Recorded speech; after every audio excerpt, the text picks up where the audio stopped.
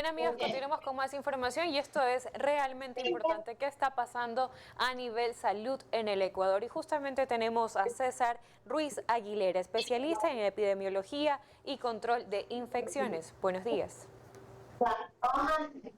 Buenas tardes, pues, agradecerle por darme espacio en su canal para poder tocar los temas de salud. Ahí estamos. Bienvenido, César. Realmente agradecemos la oportunidad para poder hablar con usted. Coméntenos un poco cuáles son las causas que precisamente causa la fiebre amarilla, también la tosferina y no hay que dejar de lado la leptospirosis. Bueno, son enfermedades todas febriles, pero tenemos diferentes formas de transmisión. Principalmente la fiebre amarilla es una enfermedad transmitida por vectores. Eh, en nuestro país hemos tenido fiebre amarilla de muchos años atrás, pero en forma selvática y algo también de forma urbana. Pero siempre ha quedado muy limitada a las áreas, principalmente del área de las áreas de Sucumbío, las áreas amazónicas. No hemos tenido casos en regiones o en áreas costaneras o serranías. Actualmente, vuelvo repito, está limitada mucho hacia el área de la Amazonía, por lo cual, como indicación siempre, es la vacunación contra la fiebre amarilla cuando uno va a estar en lugares de alto riesgo. Realmente la vacunación para la fiebre amarilla no está dentro de un esquema de vacunación, sino siempre cuando uno va a poder viajar a ciertos países como Colombia, Perú, Brasil, Bolivia, donde puede haber este riesgo y uno tiene que vacunarse, pero de ahí no está dentro de un esquema propio de nuestro esquema de salud. En relación a lo que es la tosferina, es una enfermedad altamente transmisible causada por bacterias, como en este caso es la Borrelia pertussis. Esta bacteria se transmite a través de gotitas, a través de partículas que nosotros generamos al momento de toser o estornudar. Es muy transmisible. ¿Y quiénes son pacientes vulnerables? Aquellos niños que no han sido vacunados principalmente o que no han cumplido un esquema de vacunación.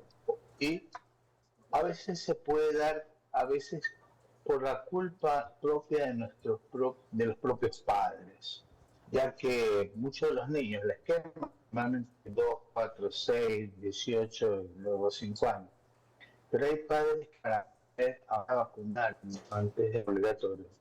Ahora se pide la autorización de los padres para vacunarlos y a veces no lo sé, no lo permiten. Entonces cortan el esquema de vacunación, a veces se pueden perder estas secuencias de vacunación. Bien. ¿A quiénes realmente debemos vacunar?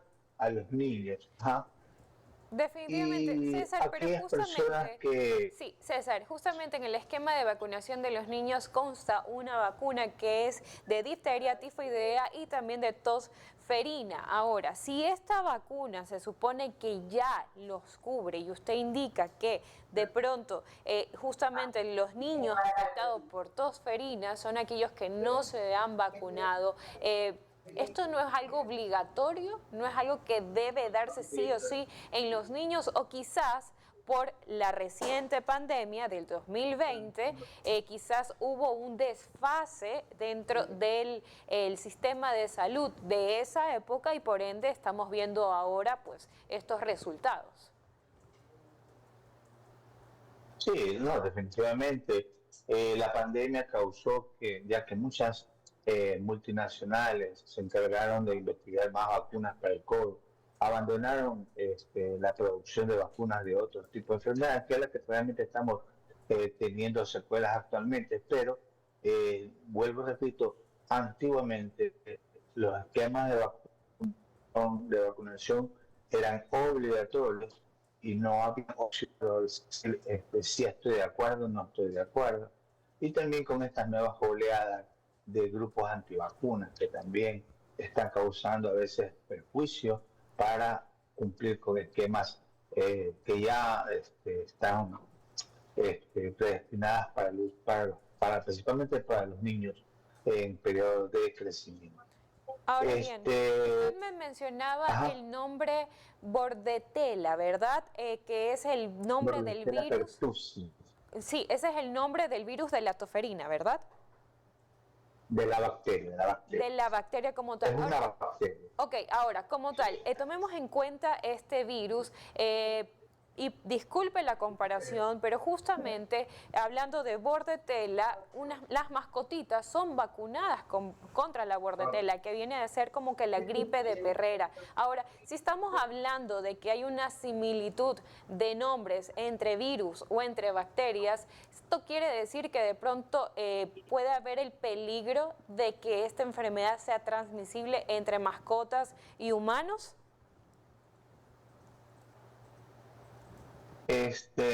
Bueno, la zoonosis se ha presentado muchas veces en algunos casos, pero actualmente, por ejemplo, una enfermedad transmitida por roedores, por gatos y perros, estamos hablando de la leptospirosis, sí es transmisible, pero en el caso de la Bordetella pertussis, no, yo hasta donde yo conozco, no ha habido casos de transmisión zoonótica. Ok, ahora, justamente usted está mencionando la leptospirosis. La leptospirosis exactamente no solamente eso quiere decir que del ratón, de la rata, se puede transmitir la enfermedad hacia el humano, sino que también con otras mascotas. ¿Nos puede explicar bien esto, por favor? La leptospirosis es también una espiroqueta, que es una bacteria también, que básicamente se transmite a través de las orinas de ciertos roedores y también de algunos mamíferos que son intradomiciliarios, que lastimosamente afectan exclusivamente al hígado, producen afectaciones hepáticas, producen síndromes febriles y aparte de eso pues, pueden ser mortales en algunos de los casos. La leptospirosis realmente la causa es la ingesta de esta bacteria por contaminación de alimentos, de jugos o algún tipo de alimentos que hayan estado en contacto con orina de estos animales principalmente, ¿no?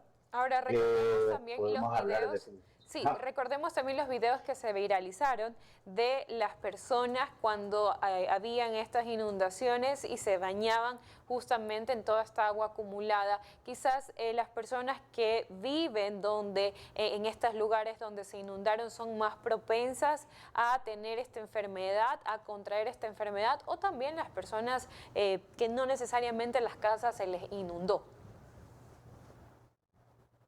no, sí, en las inundaciones con aguas contaminadas son un factor de mayor riesgo porque principalmente en la falta de aseo de manos, de consumo de aguas limpias, agua segura, hablamos de agua purificada, el manipular animales, el estar en contacto con animales y no, por ejemplo, no manejar correctamente las heces de los gatitos o los perritos y también tener almacenado mucho tiempo alimentos enlatados, por ejemplo, que no, porque pueden haber contaminación por estos roedores. ¿Cuál es la Y diferencia? entonces nosotros sí debemos, Sí. ajá, ¿Cuál es la diferencia de esto que bien, estamos bien. atravesando? Fiebre amarilla, leptospirosis, también tosferina.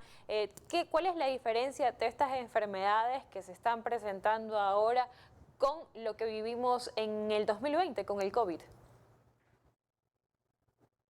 Bueno, todas son febriles, comenzando con eso.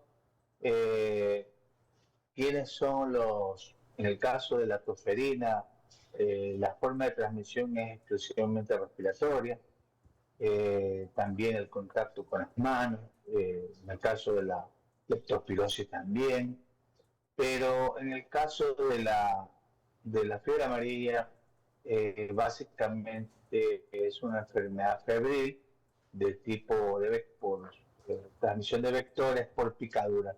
Más bien lo podríamos tratar o podríamos comparar con las mismas medidas preventivas que se pueden utilizar en el dengue o en el chikungunya, por ejemplo.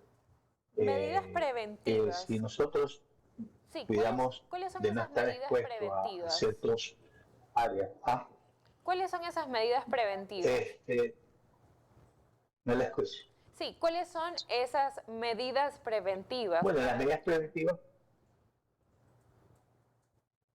preventivas en el caso de la fiebre amarilla principalmente es no estar en exposición en áreas boscosas, selváticas, húmedas, utilizar repelente, mangas largas, si están con fiebre, no utilizar antiinflamatorios AINES porque pueden a complicar o favorecer a problemas de tipo de alteraciones de los factores de la coagulación sangrada, hidratarse y lo más importante, acudir a un médico y no automedicarse. ¿Y usar mascarilla? Es básicamente una mascarilla no, porque la fiebre amarilla no se transmite a través ¿Y con las otras de enfermedades? las partículas.